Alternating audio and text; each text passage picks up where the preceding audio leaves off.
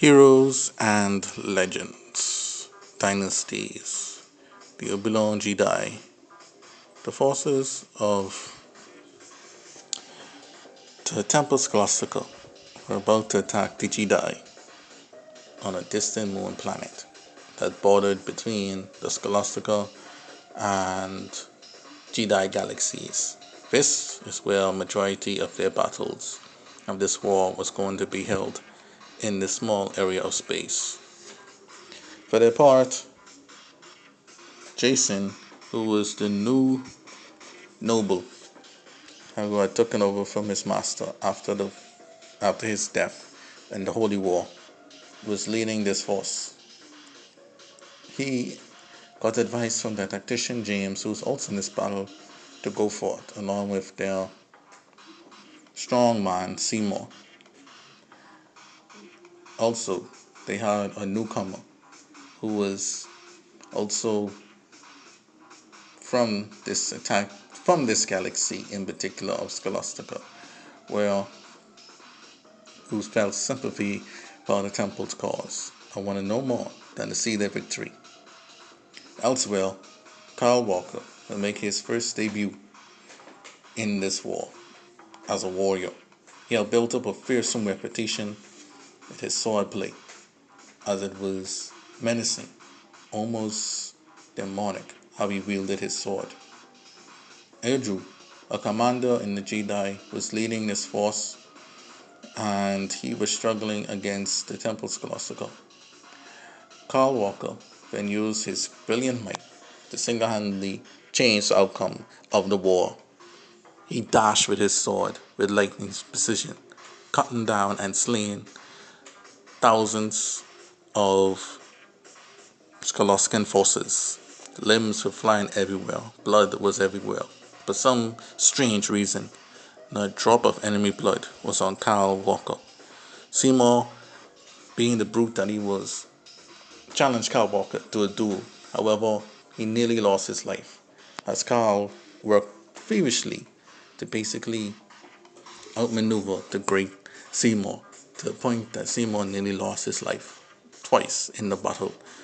As he was put on his back and was trying to crawl away, Carl was going to finish him off until the Scholastica newcomer named Kashki had appeared. Kashki was a strong warrior, a man of valor, and one that would see King Christian rule all of Sudamerchan space in the name of righteousness. Carl Walker then knew that this opponent was different from the rest. Not only was he was born in the Scholastican space and not from the dimensions, but he was very strong. Carl was excited to finally face one worthy of his sword.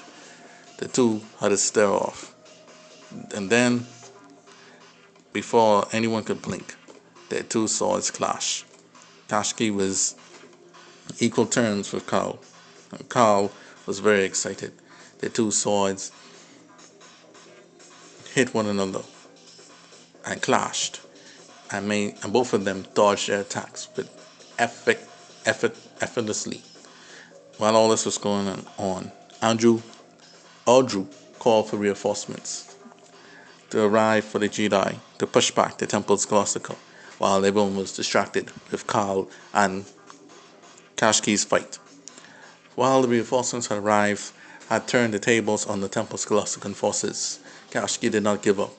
However, Carl was only holding back. He unleashed his true power, and he was nearly a prime himself. However, he was not there yet.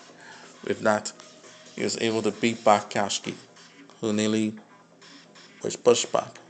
But he saw that his allies were retreating because they were being overrun, and decided to live to fight another day. As the Temple Scholastica retreated, Carl Walker was very pleased. A sinister smile filled his face. He knew that at last this war was going to give him the satisfaction he desperately needed. Audru looked at his ally and thanked the heavens that he was on their side. Could this man be a berserker? Audru thought. However the case may be, thank the heavens, he's on our side. On the Oberon side of things, the cousins Kendra and Viv Oberon advanced their forces in the Toyo position. While all this was going on, days ago, Kendra, being the seductive woman that she is, tried desperately to win over Taruko, who was a loyal prime officer who reached his apex during the 4A war. And now, during his time, he had a new special power as well. He didn't want to entertain Kendra, but Kendra was his superior, so he didn't went all the way with her, but just entertained enough not to seem disobedient. Fifth Oberon, on the other hand, was a silent killer. He was an assassin and hiding in the shadows. It was him that found a way to reach the Toya position in such a short time by information he gathered by captured Toya officers and by extreme, unspeakable means. While the Oberon forces were advancing, they were bumping into the forces of Lady Outlaw Kim of the famed Kim family.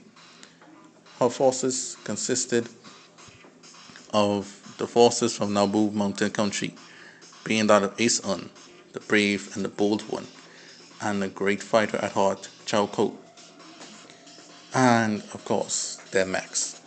Open fire, said Lady Kim, as the Max fired upon the Oberon forces. Kendra was scared, and Fifth was holding the line. And so Kendra ordered her soon to be wannabe boy toy, Taruko, to show the enemy what he got.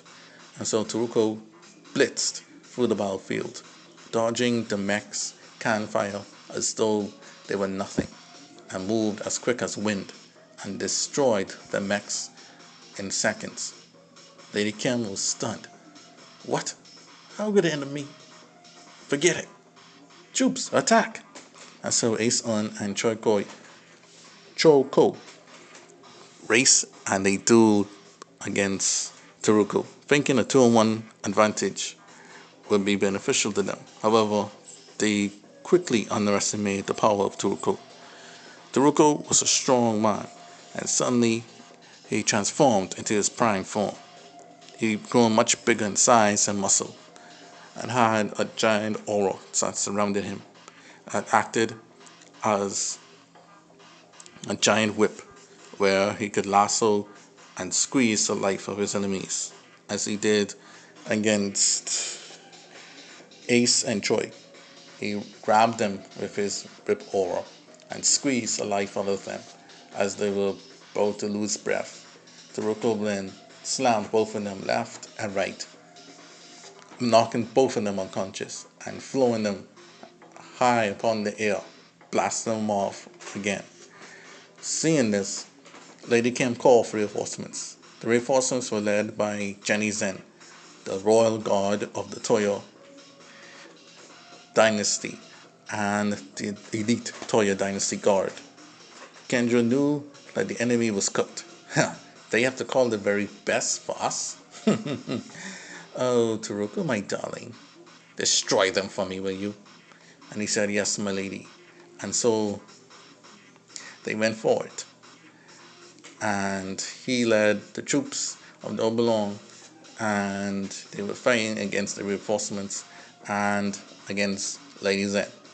Fifth Oberon, kill lust was overriding his senses, and so he charged forward into the front lines, ready to kill the enemies that lay before him. That left Kendra all alone in the main camp. Ugh, what is wrong with my family members? Why didn't they just step back and relax like our Lord Shogun? Come on. Anyway, everyone wants to be a Mazani. Alright, all units, follow me. We fight for glory. And so Kendra, being encouraged by her cousin and Taruko's efforts in the battlefield, charged her forces as well. Seeing that they were being pushed back, Lady Kim ordered her forces to retreat and then bombed their retreat path so the enemy could not follow them. Kendra took this as a victory, and as they celebrated, Kendra leaped on top of Turuko, who transformed back to his regular form and tried to kiss him. He tried to push her away, and all Frith and the others could do was laugh and look.